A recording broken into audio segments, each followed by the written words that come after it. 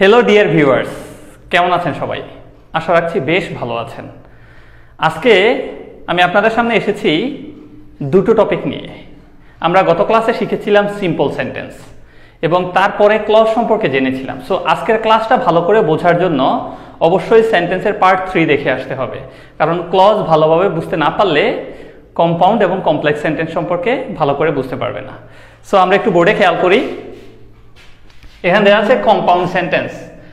প্রথমে একটা সংজ্ঞা দেওয়া আছে, a sentence which has two principal clause connected with coordinating conjunction is called compound sentence. তাহলে এ সেন্টেন্স একটা sentence which has two principal clause, যেখানে কি আছে, দুটো প্রিন্সিপাল ক্লজ দেওয়া আছে, কানেক্টেড উইথ কোঅর্ডিনেটিং কনজাংশন, এবং সেগুলো কি দিয়ে কানেক্ট করা? কোঅর্ডিনেটিং কনজাংশন দিয়ে। তাকে আমরা কম্পাউন্ড সেন্টেন্স বলতে পারি। তাহলে দুটো প্রিন্সিপাল ক্লজ যদি কোঅর্ডিনেটিং কনজাংশন দিয়ে যুক্ত থাকে সেটাকে আমরা কম্পাউন্ড সেন্টেন্স বলতে পারি। আচ্ছা, এখানে বেশ কয়েকটা এক্সাম্পল দেওয়া আছে। নাম্বার 1 এক্সাম্পল দেওয়া আছে, the sun had set and we started for home. তাহলে এই সেন্টেন্সটা খেয়াল করলে, দ্য সান হ্যাড সেট একটা principal clause, we started for home এটা হচ্ছে আরেকটা প্রিন্সিপাল ক্লজ, এবং মাঝখানে এন্ড হচ্ছে একটা কোঅর্ডিনেটিং কনজাংশন।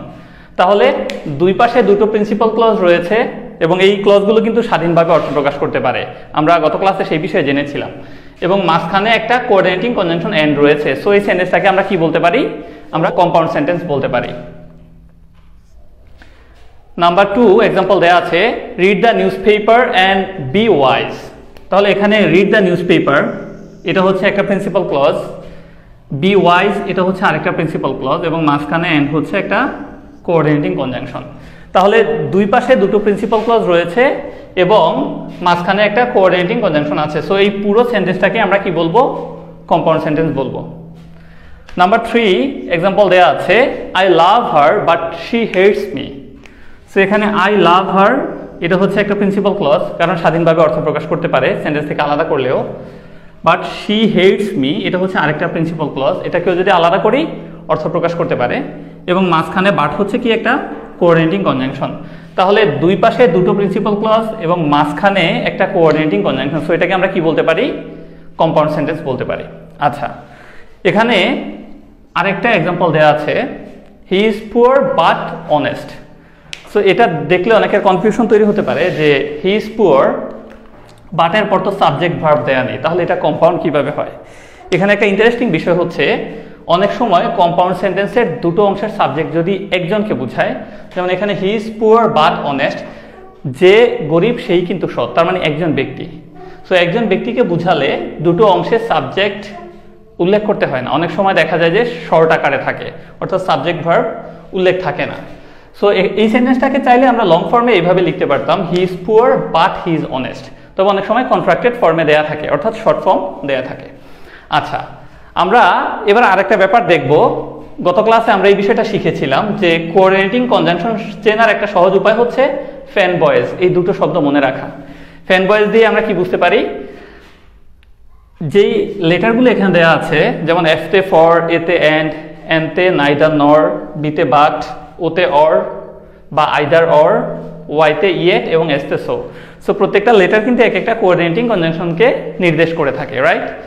তাহলে কম্পাউন্ড সেন্টেন্স যদি একটু রিক্যাপ করি, যেই সেন্টেন্সে দুটো প্রিন্সিপাল ক্লজ থাকবে এবং মাঝখানে কোঅর্ডিনেটিং কনজাংশন থাকবে তাকে কম্পাউন্ড সেন্টেন্স বলে। আর প্রিন্সিপাল ক্লজ সম্পর্কে আমরা জানি কি, যে ক্লজটা স্বাধীনভাবে অর্থ প্রকাশ করে, অর্থ প্রকাশের জন্য অন্য কোনো ক্লজের উপর নির্ভর করে না।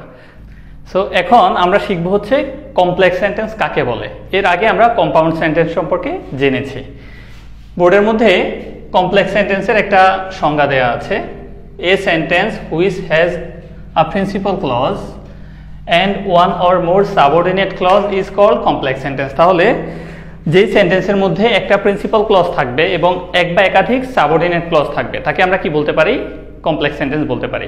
বেশ কিছু এক্সাম্পল দেওয়া আছে, এক্সাম্পল থেকে পুরো বিষয়টা আমরা ক্লিয়ার হয়ে যাব। নাম্বার 1 এক্সাম্পল দেওয়া আছে, if you come I will go with you, যে যদি তুমি আসো আমি তোমার সাথে যাব। এখন এখানে দুটো ক্লজ দেওয়া আছে, এর মধ্যে প্রথমে ইফ ইউ কাম, যদি তুমি আসো, এটা হচ্ছে একটা সাবঅর্ডিনেট ক্লজ। আর I will go with you এটা হচ্ছে একটা প্রিন্সিপাল ক্লজ। কেন? কারণ আমরা প্রিন্সিপাল ক্লজ সম্পর্কে জানি যেটা স্বাধীনভাবে অর্থ প্রকাশ করতে পারে। তাহলে I will go with you এটা কিন্তু স্বাধীনভাবে অর্থ প্রকাশ করে সেন্টেন্স থেকে আলাদা করে ফেললেও। আর ইফ ইউ কাম যদি তুমি আসো এটা কিন্তু স্বাধীনভাবে অর্থ প্রকাশ করে না, অর্থ প্রকাশের জন্য কার উপর নির্ভর করে? এই প্রিন্সিপাল ক্লজের উপর নির্ভর করে। তাহলে একটা সাবঅর্ডিনেট ক্লজ রয়েছে এবং একটা প্রিন্সিপাল ক্লজ আছে, তাহলে এই পুরো সেন্টেন্সটাকে আমরা কি বলতে পারি? কমপ্লেক্স সেন্টেন্স বলতে পারি।